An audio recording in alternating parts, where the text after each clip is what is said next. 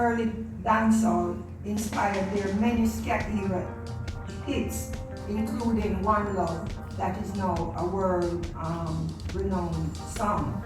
It was also created in the dancehall, and it integrated ganja not simply as use, but it was the main economy that supported and developed the Wailers. Put the best in my raw brown paper, shake the shaker, and then me play the one you feel the ganja haters.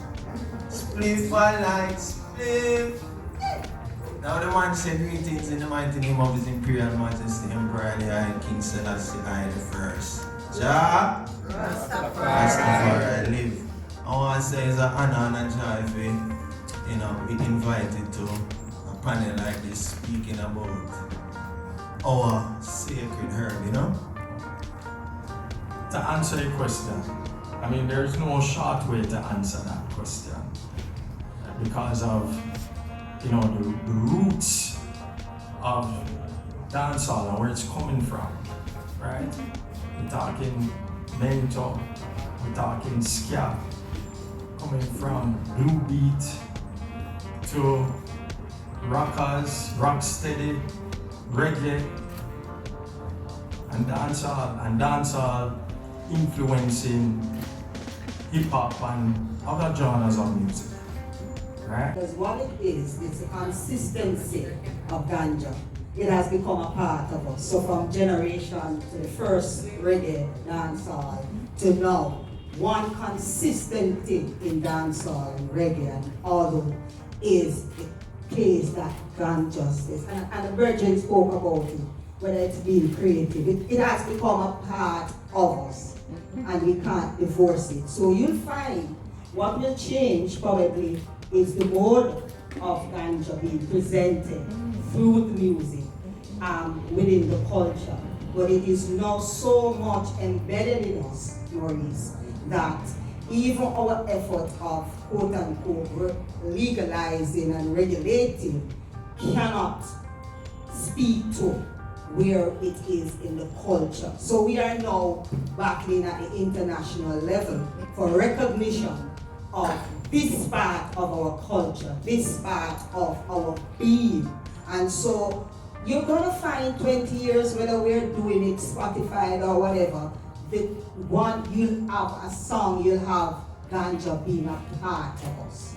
I think we do ourselves, and I have no problem with what anything you said is what was not said.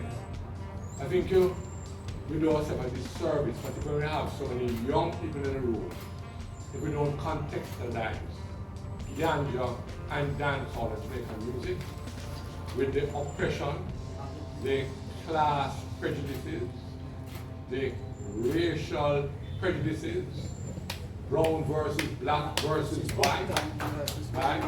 The social prejudices, who went to high school, who went to go to high school, because most of the artists of that time, they went to high school, if you know.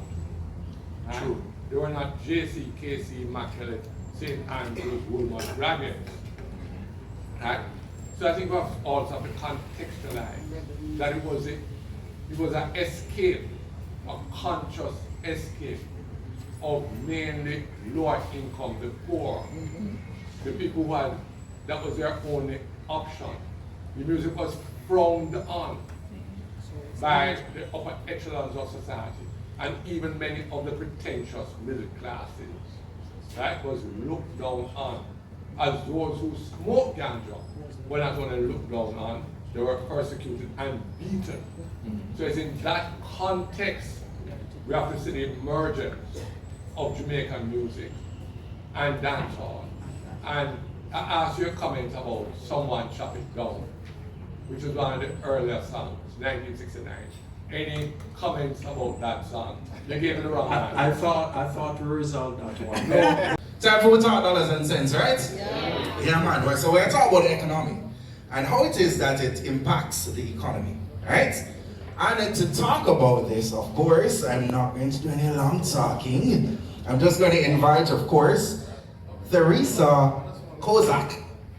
and she is the program coordinator for Cannabis. I hope I'm pronouncing it right. Who's coming from Canada, and I tell people that I spend time in Jamaica, it's like, oh my God, you are so lucky, and I am. It's a beautiful, beautiful country, it's a beautiful island, and it's very proud, and there's a very strong sense of who you are and what you stand for, and as Vicky mentioned, ganja is very much a part of of what is part of the Jamaican culture. Okay, so